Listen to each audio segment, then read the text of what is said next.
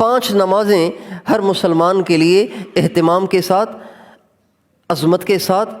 اور مسجد میں آ کر تکبیر اولیٰ کے ساتھ پڑھنا یہ ضروری ہے۔ اگر ہم بہت سے لوگ نماز پڑھتے ہیں لیکن گھر میں ہی پڑھ لیتے ہیں، بہت سے لوگ نماز پڑھتے ہیں لیکن کبھی گھر میں پڑھ لی کبھی مسجد میں پڑھ لی، بہت سے لوگ نماز پڑھتے ہیں لیکن فجر میں ان سے نہیں اٹھا جاتا، اس لیے فجر کی نماز بھی مسجد میں آ کے پڑھنا، 5 نمازیں مسجد میں آگے سے آگے والی صف میں آ کے پڑھنا۔ ہمارے نبی کا ارشاد ہے اگر لوگوں کو پتہ چل جائے کہ پہلی صف میں نماز پڑھنے کا کیا اجر ہے تو لوگ اس پہ لڑائیاں شروع کر دیں،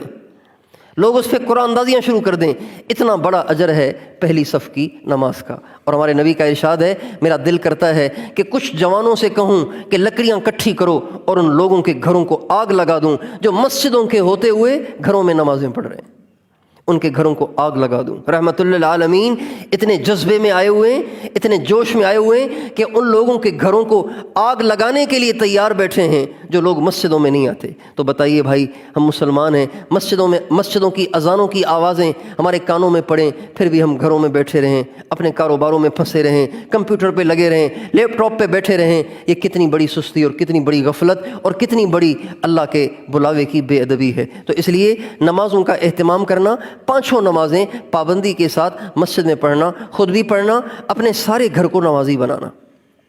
عام طور سے عورتوں میں جو پکی دیندار عورتیں ہوتی ہیں ان کے بھی نماز کے ٹائم مقرر نہیں ہوتے، اس لیے نماز کے اہتمام والی جو کیفیت ہے وہ ان کی نہیں بن پاتی۔ نماز کی لذت کو پانے کے لیے اگر انسان، بہت سے لوگ کہتے ہیں کہ جی نماز میں دل نہیں لگتا، نماز میں دھیان نہیں جمتا، نماز میں وسوسے آتے ہیں، اور یہ اس لیے آتے ہیں کہ ان میں 2 کوتاہیاں ہوتی ہیں، 2 کوتاہیاں اگر انسان دور کر لے تو اللہ تعالیٰ اس کو سجدے کا سرور عطا کر دے گا، اس کو نماز کی لذت دے دے گا، نماز کی حلاوت دے دے گا۔ جب وہ نماز میں کھڑا ہوگا اس کو محسوس ہوگا کہ میرا اللہ میرے سامنے ہے، اس کو ایسی لذت محسوس ہوگی کہ سلام پھیرنے کو جی نہیں کرے گا۔ 2 کام اگر کر لے، ایک کام کہ اپنی نگاہوں کو ہمیشہ جھکائے رکھے، کبھی اپنی نگاہوں سے حرام نہ دیکھے، فضول بھی نہ دیکھے۔ جو فضول دیکھے گا، جو فضول دیکھنے کا عادی ہوگا وہ کبھی حرام بھی دیکھ لے گا۔ اس لیے ہر وقت نگاہ کو نیچے رکھنا یہ ہمارے آقا کی سنت ہے۔ ہمارے نبی کے بارے میں حدیث میں آتا ہے خافضت طرف، ہمارے نبی کی نگاہیں ہر وقت جھکی رہتی تھیں۔ نگاہیں جھکائے رکھنا یہ ہمارے نبی کی مستقل سنت ہے۔ تو ایک تو نگاہ کو جھکائے رکھنا ایک کام، دوسرا کام یہ کہ اپنی نماز کا وقت مقرر کرنا۔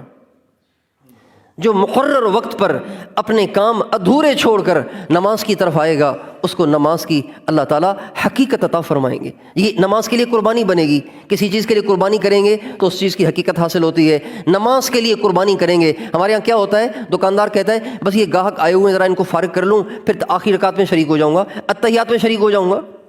یا چلو 1:30 والی نماز چلی گئی تو 2 والی پڑھ لوں گا، 1:15 والی چلی گئی تو 1:30 والی پڑھ لوں گا۔ یہ عمومی طور پر دفتروں والے اور ملازمین اور مزدوروں کا ذہن بنا ہوا ہوتا ہے، چونکہ نمازوں کے مختلف اوقات ہیں، لہٰذا قربانی نہیں بنتی۔ قربانی تب بنے گی جب اذان کی آواز ہو تو اپنے کاموں کو ادھورا چھوڑ کر مسجد کو دوڑے، مسجد کو جائے اور اپنے عمل سے اللہ کو دکھائے، اے اللہ کام تو بہت سارے ہیں لیکن سب سے زیادہ مجھے آپ سے محبت ہے، لہٰذا میں اپنے سارے کام ادھورے چھوڑ کر آپ کے دروازے پہ آ گیا ہوں۔ حضرت شیخ الحدیث مولانا محمد زکریا صاحب رحمۃ اللہ علیہ نے فضائل اعمال میں ایک واقعہ لکھا ہے، ایک لوہار کا،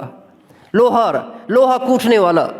کوٹنے والا سالم مولا حداد رحمۃ اللہ علیہ بڑے اللہ والے تھے، لوہار تھے، لوہا کوٹتے تھے، لیکن ان کی یہ خاصیت تھی کہ جب کبھی اذان کی آواز ان کے کانوں میں پڑتی تو اٹھایا ہوا ہتھوڑا لوہے پہ نہیں مارتے تھے، ایک طرف رکھ کر کھڑے ہو جاتے تھے اور وجد میں آ کے کہتے تھے اذا ما دعا داعیکم قمت مسرعا مجیبا لمولا جل لیس له مثل، اے اللہ جب تیرا پکارنے والا مجھے پکارتا ہے میں بے قرار ہو کر تیرے دروازے کی طرف دوڑتا ہوں، آپ کے بلاوے پہ آنے کی کوشش کرتا ہوں۔ تو میرے دوستو، نماز پڑھنا لیکن نماز کو قربانی کے ساتھ پڑھنا، نگاہوں کی حفاظت کے ساتھ پڑھنا، نگاہوں کی حفاظت کر کر اور قربانی کے ساتھ اہتمام کے ساتھ جو نماز پڑھے گا اس کو وہ نماز کی حلاوت حاصل ہوگی کہ اس کا سلام پھیرنے کو دل نہیں کرے گا۔